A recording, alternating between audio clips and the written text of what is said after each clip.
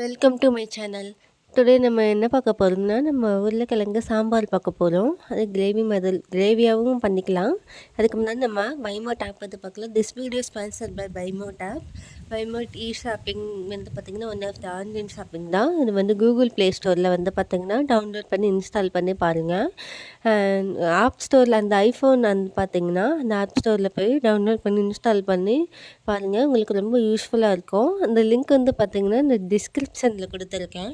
அந்த link click பண்ணி பாருங்கள். உங்களுக்கு ரொம்ப யூஸ்ஃபுல்லாக இருக்கும். வாங்க வீடியோக்குள்ளே போகலாம். ஒரு கடாயில் எடுத்துக்கோங்க. அதுக்கு தேவையான கடலெண்ணெய் ஊற்றிக்கோங்க. கடலெண்ணெய் ஒரு 9 ஸ்பூன் ஊற்றிக்கோங்க. நான் அந்தளவுக்கு ஊற்றிருக்கேன். எண்ணெய் காஞ்சதுக்கப்புறம் கிராம்பு, பட்டை, ஸ்டார் பூ சொல்லுவாங்க இல்லையா, அதெல்லாம் எடுத்துக்கோங்க. பாருங்க, 3 கிராம்பு, பட்டை சின்னதாக, ஸ்டாரு. எண்ணெய் காஞ்சதுக்கப்புறம் போட்டுக்கோங்க. ஆட் பண்ணியாச்சு. அதுக்கப்புறம் வந்து பார்த்திங்கன்னா சோம்பு 1 டீஸ்பூன் போட்டுக்கோங்க. சோம்பு நல்லா பொரிஞ்சு வந்ததுக்கப்புறம் வெங்காயம் சேர்த்துக்கோங்க. பெரிய வெங்காயம் கட் பண்ணி வச்சுருக்கேன், அந்த வெங்காயம் சேர்த்துக்கோங்க. கறிவேப்பிலையை ஆட் பண்ணிக்கோங்க. நல்லா பொன்னிறமாக வர வரைக்கும் நல்லா வதக்கிக்கோங்க. நல்லா வதக்கி விட்டதுக்கப்புறம் நல்லா பொன்னிறமாக வர வரைக்கும் நல்லா வதக்கி விட்டுக்கோங்க. நல்லா வதக்கிக்கோங்க, வதக்கிட்டே இருங்க. அதுக்கப்புறம் பார்த்திங்கன்னா இஞ்சி பூண்டு ஆட் பண்ணிக்கலாம். இஞ்சி பூண்டு பேஸ்ட்டு நம்ம தட்டி போட்டிருக்கேன். அது பார்த்திங்கன்னா ஒரு 2 டேபிள் ஸ்பூன் வரும். அதை ஆட் பண்ணிக்கோங்க. நல்லா பச்சை வாடை போகிற வரைக்கும் நல்லா வதக்கிக்கிட்டே இருங்க. நல்லா இப்படி கிளறி விட்டுட்டே இருங்க. பச்சை மிளகாய் இருக்கு இல்லையா, அது ஆட் பண்ணிக்கோங்க. ஒரு 3லேருந்து 4, நான் 5 சேர்த்துருக்கேன். நல்லா கட் பண்ணி சேர்த்துக்கோங்க. நல்லா வதக்கினதுக்கப்புறம் தக்காளி ஆட் பண்ணிக்கோங்க. ஒரு 4லேருந்து 5 அந்த மாதிரி தக்காளி ஆட் பண்ணிக்கோங்க. அதுக்கு ஒரு கொஞ்சம் உப்பு சேர்த்துக்கோங்க. கல் உப்பு தேவையான அளவு கல் உப்பு சேர்த்துக்கோங்க. நல்லா வதக்கிட்டே இருங்க. நல்லா பேஸ்ட் ஆகிற வரைக்கும் நல்லா வதக்கி விட்டுட்டே இருங்க. அடிப்பிடிக்காமல் பார்த்துக்கோங்க. தக்காளி ஆட் பண்ணதுக்கப்புறம் நல்லா பாருங்கள், நல்லா ஓரளவுக்கு வதங்கிடுச்சு. நல்லா வதக்கி விட்டுட்டே இருங்க. எண்ணெய் பிரியணும், அந்த தண்ணியில் சுண்டி எண்ணெய் பிரியணும். எண்ணெய் பிரிஞ்சதுக்கப்புறம் இப்போ நம்ம மசாலாவை ஆட் பண்ணிக்கலாம். மஞ்சள் தூள் 1 டீஸ்பூன். நெக்ஸ்ட்டு கொத்தமல்லி 1 டீஸ்பூன். 2 டேபிள் ஸ்பூன் ஆட் பண்ணிக்கோங்க. நெக்ஸ்ட் வந்து பார்த்திங்கன்னா ஜீரகத்தூள் 1 டீஸ்பூன் சேர்த்துக்கோங்க. 1 சேர்த்துக்கலாம், 1½ சேர்த்துக்கோங்க. அது ஒரு வாசத்துக்கு தான். அடுத்தது மிளகாய் தூள் சேர்த்துக்கோங்க. மிளகாய் தூள் ஒரு 2 டேபிள் ஸ்பூன் சேர்த்துக்கோங்க.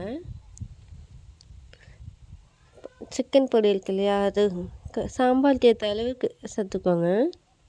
கொஞ்சமாக ஆட் பண்ணியாச்சு. நல்லா இப்போ வந்து வதக்கி விட்டுருங்க. வதக்கி விட்டதுக்கப்புறம் இந்த பச்சை ஸ்மெல் போகிற மசாலா வடை, அதுக்கப்புறம் அடிக்கு பிடிக்காமல் கிண்டி விட்டுட்டே இருங்க. பாருங்க, நல்லா கிண்டி விட்டாச்சு. எண்ணெய் பிரியணும். நல்லா அடிப்பிடிக்காத அளவுக்கு நல்லா வதக்கிட்டே இருங்க, அந்த மசாலா வாசம் போகிற வரைக்கும். இப்போ தண்ணி ஆட் பண்ணிக்கலாம். தேவையான அளவு தண்ணி ஊற்றிக்கோங்க. தேவையான அளவு உப்பும் போட்டுக்கோங்க. கொதிச்சதுக்கப்புறம் நம்ம ஆட்டி வச்ச தேங்காய் இருக்குல்லையே, அதை ஊற்றிக்கோங்க. சீரகத்தூள், சோம்பு அதெல்லாம் வறுத்து ஆட் பண்ணிக்கோங்க. முந்திரி பருப்பும் தேவைப்பட்டால் அதில் ஆட்டி தேங்காயோடு ஆட்டி ஊற்றிடுங்க. பாருங்கள், ஆட் பண்ணியாச்சு. ஆட் பண்ணதுக்கப்புறம் கொதிக்கிட்டோம். நல்லா கொதித்ததுக்கப்புறம் எண்ணெய் பிரியணும். பாருங்கள், நல்லா கொதிக்குது. இந்த தேங்காய் ஸ்மெல்லாம் போகணும், அது வரைக்கும் கொதிக்கிட்டோம். பாருங்கள், நல்லா கொதிக்குது. ஓரளவுக்கு அந்த கிரேவி மாதிரி வர வரைக்கும் கொதிக்கட்டும். இப்போ நம்ம வேக வச்ச உருளைக்கிழங்கு ஆட் பண்ணிக்கலாம். வேக வச்சும் போடலாம், அப்படியும் போடலாம். நான் வேக வச்சு ஆட் பண்ணியிருக்கேன், லாஸ்ட் டைமில் ஆட் பண்ணியிருக்கேன். இப்போ கொஞ்சம் நல்லா அதில் மசாலா சாம்பார் இறங்குற வரைக்கும் நல்லா கொதிக்கிட்டோம். எண்ணெய் பிரிஞ்சதும் பாருங்கள், லைட்டாக எண்ணெய் பிரிஞ்சிருச்சு.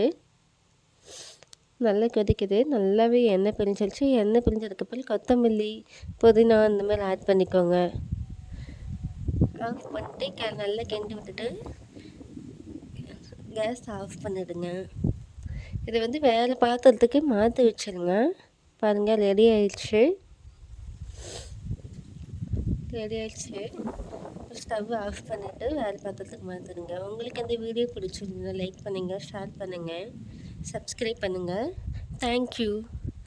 உங்களுக்கு இந்த வீடியோ பிடிச்சிருந்தா லைக் பண்ணுங்கள், ஷேர் பண்ணுங்கள், சப்ஸ்கிரைப் பண்ணுங்கள். நம்ம நெக்ஸ்ட் வீடியோவில் பார்க்கலாம். Bye friends.